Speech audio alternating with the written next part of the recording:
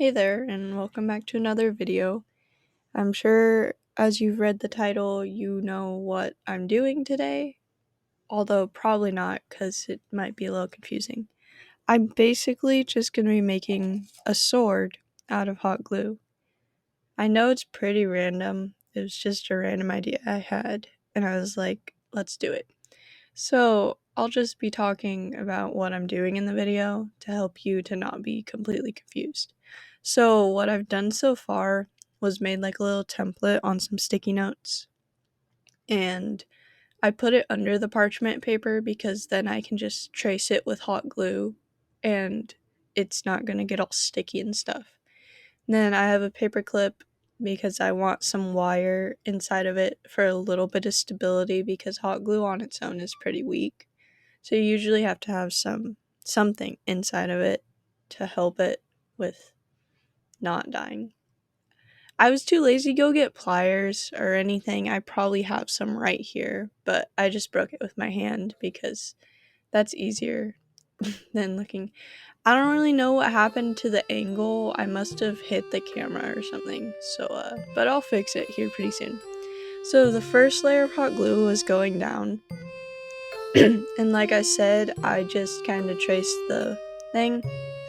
And then I let it dry for a little bit and then I put the metal in because I don't want it to sink completely to the bottom because that's what would have happened if I did it right when the glue was hot. And then for this sword, I was trying to make the handle or the hilt.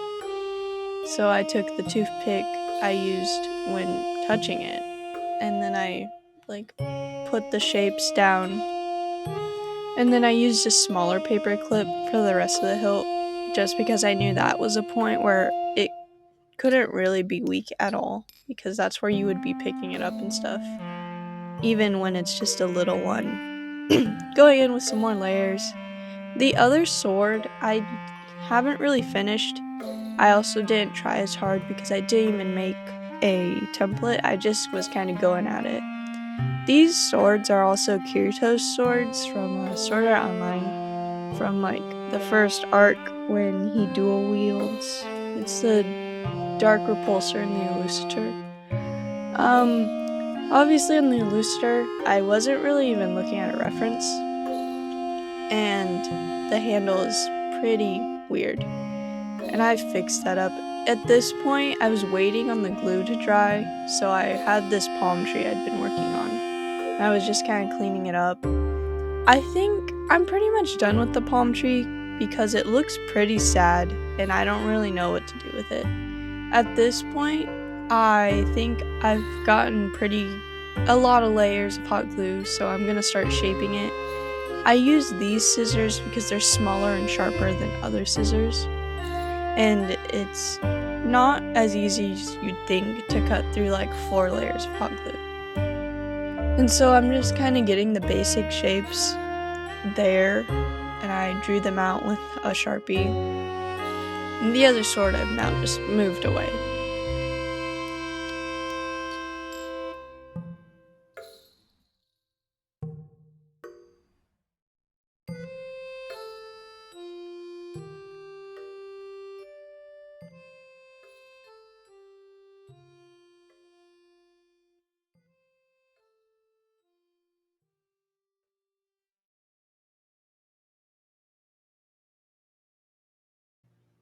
I was just trying to get the shape there, essentially, for the handle because they're just kind of 2 points. And then the tip of the sword is it's different than our usual sword. So that, I wanted to make sure I got it right.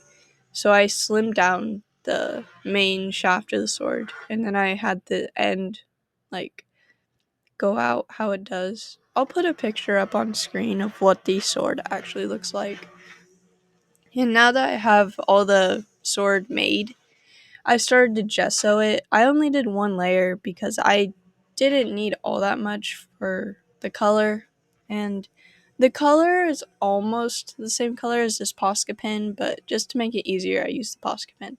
Thing about painting on hot glue is hot glue looks pretty cool on its own, but once you start to put colors on top, you can see everything with it, like all the edges and all the layers and stuff. Like you can see on the tip of the sword, there's an indent from where hot glue sank down. And I didn't fill that in, and so now you can see it. It's just like that. It's not that bad, but I'm just saying that if you're ever gonna make something with hot glue, you will be able to see like all the little layers and mistakes and edges once you paint it. And I was setting it on a clothespin so it wouldn't go face down on the table, so everything could dry easier. And I kind of forgot some of the colors, how they looked. So that's why there are some mistakes. I didn't record all of the painting also just because I got tired of recording it and I just wanted to get it done. And I worked a lot better not recording it since this sword is pretty small. Here's the final sword. I did end up going over the side with a gray Posca pen, and then I went over it with silver. I hope you enjoyed the video. Have a good day.